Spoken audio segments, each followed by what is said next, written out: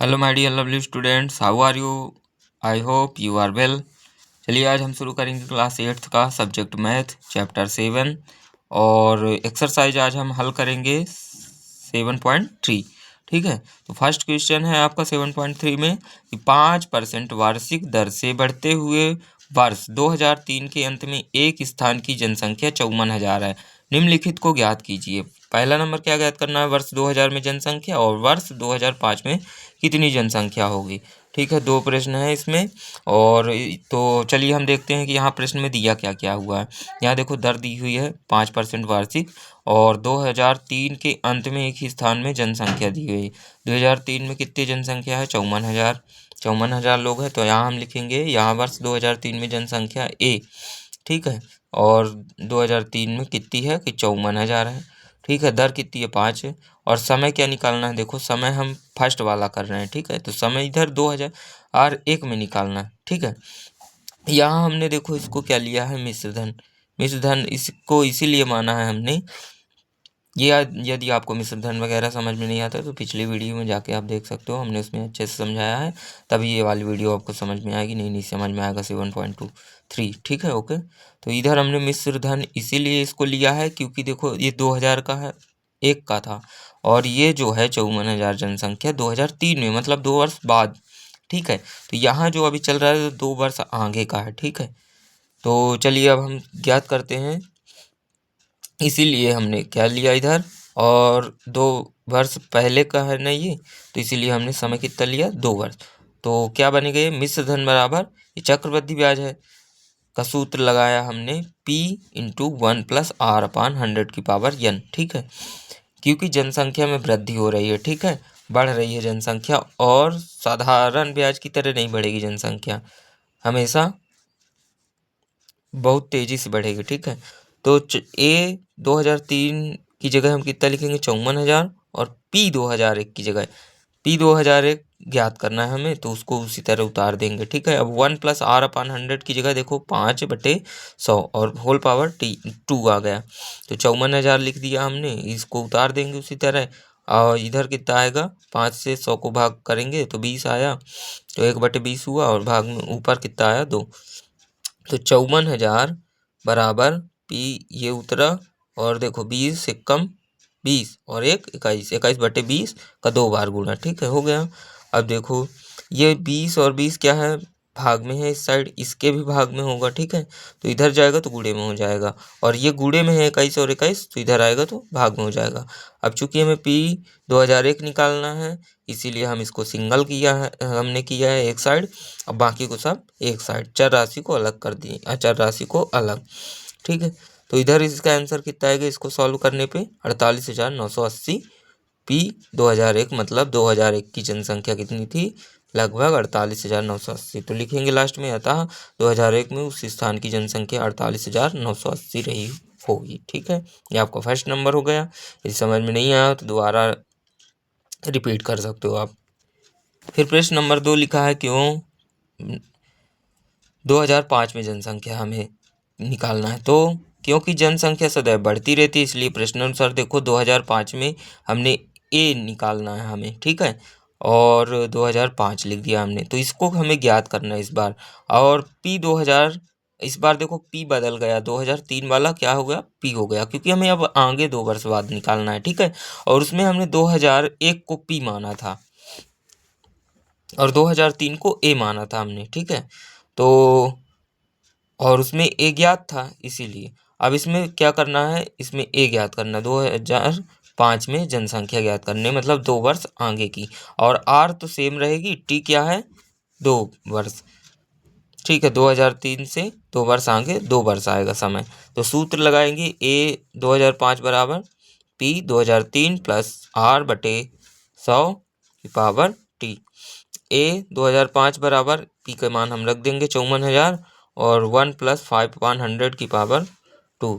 तो इधर का तो उतरता ही जाएगा, और 54,000, और इधर क्या होगा? 5 का भाग हम 100 में देंगे तो 20 आएगा। ठीक है, अब 20 का गुणा हम 1 में करेंगे तो 20 कम 20 और 1 21, 21/20 आ गया इधर, क्योंकि 2 बार गुणा लिखा है तो हमने 2 बार गुणा किया।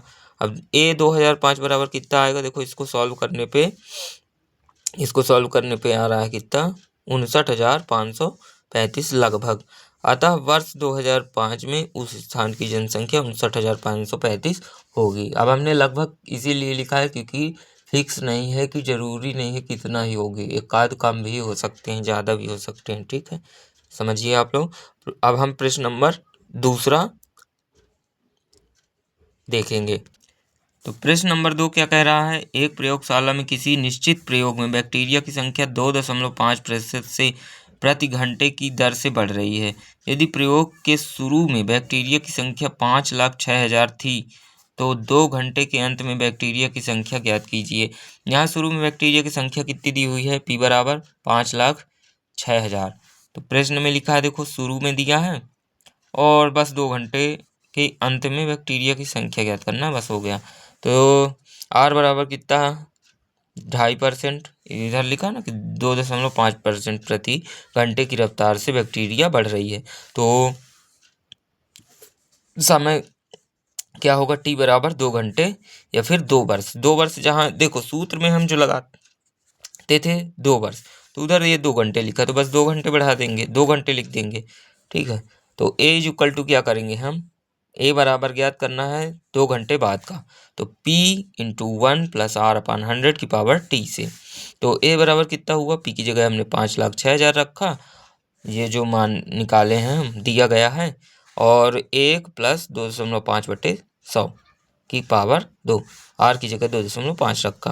तो A बराबर कितना लिखा हमने, 5,06,000। अब देखो इसको हमने क्या किया, दशमलव हटाया तो 10 इसके बटे में आएगा, 25/10 बनेगा ये, क्योंकि एक अंक पहले दशमलव है।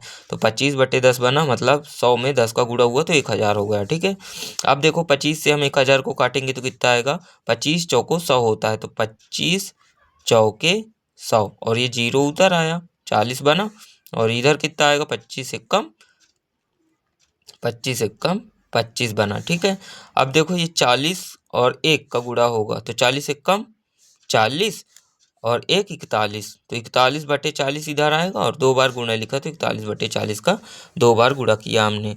फिर क्या है, A इज इक्वल टू, इसको सॉल्व करने पे देखो कितना आ रहा है, 5,31,616.25। अतः 2 घंटे के अंत में बैक्टीरिया की संख्या, कुल संख्या 5,31,616 हो जाएगी। इस तरह आपका दूसरा भी हो गया प्रश्न। अब हम देखते हैं तीसरा नंबर। प्रश्न नंबर 3 दिया हुआ है, एक स्कूटर 42,000 में खरीदा गया, 8% वार्षिक दर से उसके मूल्य का अवमूल्यन हो गया। 1 वर्ष बाद स्कूटर का मूल्य ज्ञात कीजिए। देखो इसमें सब सेम है, बट इसमें अवमूल्यन जो है तो थोड़ा सा समझना पड़ेगा। अवमूल्यन क्या है, अवमूल्यन का मतलब है कमी होना। क्या होना, प्राइस में, मूल्य में कमी होना, समय के साथ मूल्य में किसी भी चीज़ की में मूल्य में कमी होना। तो अवमूल्यन का मतलब हम जान गए। तो अब इसका देखो सूत्र भी ना बदलेगा, क्यों, क्योंकि पहले हम इधर देखो सूत्र में A बराबर इधर प्लस लगाते थे, बट इस बार क्या लगाएंगे, माइनस, क्योंकि घट रहा है। तो यहाँ लिखेंगे, यहाँ स्कूटर का वर्तमान मूल्य P बराबर 42,000 है, तो यहाँ मूल्य घटने की दर कितनी है, 8%, और समय कितना दिया हुआ है, 1 वर्ष। तो 1 वर्ष बाद स्कूटर का मूल्य A बराबर P इंटू 1 माइनस R/100 की पावर T। तो 42,000 रखा हमने P की जगह, और 1 उतारा, माइनस लगाया, R की जगह 8 रखा, बटे में 100 लगाया, और T की जगह 1 लिखा। तो 42,000 इंटू, अब देखो ये कितना बनेगा, 92 बना, 100 का गुणा 1 में, तो 100 कम 100, 8 घटा तो 92 बटे में 100। तो ऊपर 1 है तो एक ही बार लिखेंगे, इसको 2 बार गुणा करने की ज़रूरत नहीं है, क्योंकि इधर 2 होता तब हम 2 बार गुणा करते, बट अभी 1 लिखा तो एक ही बार रहने देंगे। तो अब 92/100 और गुणे में 42,000, जब इसको हम सॉल्व करते हैं तो कितना आ रहा है, 38,640 रुपये। तो लिख देंगे, अतः 1 वर्ष बाद स्कूटर का मूल्य घटकर कितना हो जाएगा, 38,640 रुपये रह जाएगा 42,000 में से। ठीक है, तो इसी तरह जब आपको अपने आसपास के लोगों की गाड़ी का प्राइस का मूल्य ऐसे ही घटाना हो तो आप उनको घटा के बता सकते हैं। ठीक है, यदि समझ में नहीं आता तो आप दोबारा देख सकते हो, इसको रिपीट कर सकते हो, और बढ़िया परीक्षा की तैयारी करें सभी लोग। थैंक यू वेरी मच, मिलेंगे नेक्स्ट वीडियो में। Bye bye, tata, see you.